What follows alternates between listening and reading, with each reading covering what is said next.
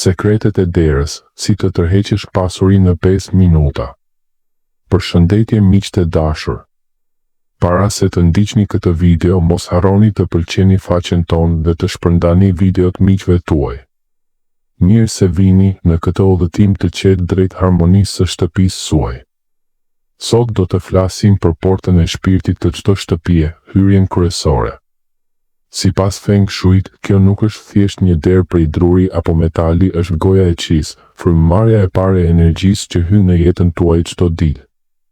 Imagjinojeni si një fëmijë që hap sytë në mëngjes, nëse e para gjë që sheh është errësirë, rrëmuj apo mjegull, si mund të presësh që dita të jetë e ndritshme? Master Ulen, me urtësinë e tij të lashtë, na kujton se hyrja është vendi ku fati takon shtëpinë. Nëse e trajtojmë me dashuri, ajo na kthen bollëk, paqe dhe mundësi.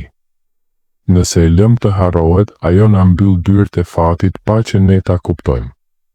Le të fillojmë me atë që na largon fatin, gabimet që, si hije të vogla, erësojnë dritën e madhe. Pjesa 1. Gabimet që duhen shmangur. Çfarë e largon fatin? 1. Ombrellat e lagura, lagështia që ngrin rrjedhën. Imagjino një lumë që rrjedh me gëzim drejt shtëpisë suaj, pastaj vjen një ombrellë e lagur, e hapur si një çadër e zezë që bllokon ujin. Lagështia nuk është thjesht ujë, është simbol i stagnimit, i emocioneve të ngecura, i parave që nuk qarkullojnë. Kur e lini atë të thahet brenda, pranë derës, ju i thoni qisë, mos u fut, qëndro jashtë. Zgjidhja është e thjeshtë, por e fuqishme. Çojeni ombrellën jashtë, në balkon ose në një cep të mbuluar, ta thahet plotësisht. Pastaj paloseni dhe ruajeni në një qoshe të fshehur. Çdo herë që e bëni këtë, ju hapni një shteg të ri për energjinë e pastër. Është si të fshini lotët e vjetër nga faqet e shtëpisë suaj, lejojeni të marrë frymë. 2. Pasqyra përballë derës, reflektimi që e kthen fatin mbrapsht. Pasqyra është si një liçen i qetë që tregon botën, por kur është përballë derës, ajo bëhet si një pasqyrë magjike që e hedh qinë menjëherë jashtë. Imagjinojeni fatin tuaj si një mysafir i bukur që vjen drejt shtëpisë, por sapo hap derën, sheh veten e tij dhe kthehet menjëherë. Jo sot, mendon ai. Shumë njerëz e kanë këtë pasqyrë për të parë veten para se të dalin, por Feng Shui thotë, zhvendoseni anash në murin e majt ose të djathtë. Nëse nuk mund ta hiqni fare, mbulojeni me një perde të lehtë kur nuk përdoret. Kështu, energjia hyn thellë, jo kthehet si bumerang. 3. Koshi i mbeturinave, era e rëndë që largon bollkun. Koshi pranë derës është si një plagë e hapur në trupin e shtëpisë.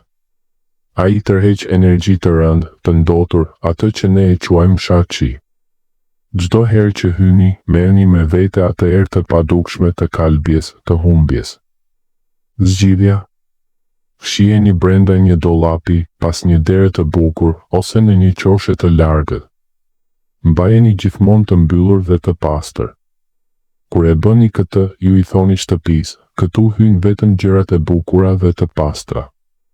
Është një akt i vogël respekti që kthen mira herë. Pjesa 2. Gjërat që tërheqin pasurinë dhe fatin. Ndriçimi i ngrohtë, drita që zgjon yangun. Drita nuk është thjesht për të parë, është për të ndjerë. Dritat e ftohta, të bardha si spital, krijojnë distancë. Por dritat e ngrohta, të verdha si dielli i perëndimit, si feneret e kuq kinez, zgjojnë energjinë yang, atë forcë mashkullore, aktive, që sjell gjallëri, para dhe mundësi. Vendosni një llampë të ngrohtë mbi derë, ose 2 fener të vegjël anash. Ndizini në mbrëmje, sidomos kur ktheheni nga puna. Është si të thuash, mirë se erdhe, bollëk. Të pres me dritë, lulet e freskëta, fryma e gjallë e natyrës. Lulet janë si zemra që rren në hyrje. Luledielli me kokën lartë, peonit e kuqe si buzëqeshje, ato sjellin qi të freskët, të gjallë. Por kujdes, uji duhet të jetë kristal i pastër, si lotët e parë të mëngjesit. Sapo të vyshken, hiqini menjëherë, sepse vyshkja simbolizon fundin, jo vazhdimsinë. Ndërroni lulet çdo 4-7 ditë. Është një ritual i dashurisë që shtëpia ju kthen me bollëk të papritur. Pikturat simbolike, 9 peshë koj që notojnë drejt bollkut. Në Feng Shui, peshqit koj janë legjendë e pasurisë. Nëse vendosni një pikturë me 9 peshë, 8 të kuq dhe 1 të zi, ata notojnë në të njëjtin drejtim, drejt brendësisë së shtëpisë. Ky numër 9 është plotësia, cikli i pafund. Mos zgjidhni peshë që duken të trishtuar ose që notojnë drejt derës, ata do ta çonin pasurinë jashtë. Vareni në murin e majt ose të djathtë, jo drejt e përballë derës, uji që rrjedh, qarkullimi i parave. Uji është para në Feng Shui. Një shatërvan i vogël, një akuarium por rregulli i artë, drejtimi i rrjedhës duhet të jetë drejt brendësisë, jo drejt derës. Imagjinojeni paratë si lumë që vinë drejt jush, jo që ikin drejt rrugës. Mbajeni ujin gjithmonë të pastër, të lëvizshëm. Një pompë e vogël që bën shumë të lehtë si këngë, kjo është melodia e bollkut. Orët e murit, ritmi i jetës. Ora që punon është si pulsi i shtëpisë. Ajo krijon ritëm, kohë të shëndetshme, plane që realizohen. Por një orë e ndalur është si një zemër që ka ndaluar, stagnim, vonesa, humbje kohe dhe parash. Kontrollojeni çdo javë. Zëvendësoni bateritë menjëherë. Vendoseni në një vend të dukshëm, por jo përballë derës, le të jetë kujtesë e ëmbël e rrjedhës së jetës, tapeti i fatit, përshëndetja e parë. Tapeti në hyrje është si buzëqeshja juaj e parë për mysafirin Qi. Mbajeni gjithmonë të pastër, asnjë gjethe, asnjë pluhur. Zgjidhni ngjyra që ju përfaqësojnë, e kuqe për pasion dhe pasuri, jeshile për rritje, blu për qetësi. Nëse mundeni, shtoni simbole të vogla fatësjellëse, një lotus, një draguar i vogël, ose thjesht një formë e rrumbullakët që fton rrjedhën. 3 monedhat e perandorit, magneti i fshehur i pasurisë. 3 monedha të vjetra kineze, të lidhura me fije të kuqe, të varura në dorezën e brendshme të derës. Ky është një talisman i lashtë që tërheq pasuri të vazhdueshme.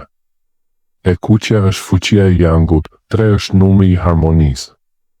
Mos i varni jashtë, vetëm brenda, që energjia të qëndrojë në shtëpi. Përfundim. Të dashur miq, parimi më i madh i Feng Shuit është i thjeshtë si një frymëmarrje, pastërtia dhe rregulli. Një hyrje e ndritshme, pa rrëmuj, me dashuri të kujdesur, është si një nënë që pret fëmijën e saj me krah të hapur. Çdo veprim i vogël që bëni këtu, tharje e ombrellës, ndezje e dritës, ndërrim i luleve, është një lutje pa fjalë për bollëk, paqe dhe dashuri. Filloni sot me një hap të vetëm. Pastrojeni derën, ndizni një dritë të ngrohtë, vendosni një lule të freskët. Dhe shikoni si shtëpia ju përgjigjet ngadalë, por me siguri. Faleminderit që më shoqëruat në këtë udhëtim. Nëse ju pëlqeu, ndajeni me dikën që do ta vlerësonte. Le të jetë hyrja juaj gjithmonë e hapur për mrekullitë e jetës. Paqe dhe bollëk për ju dhe shtëpinë tuaj.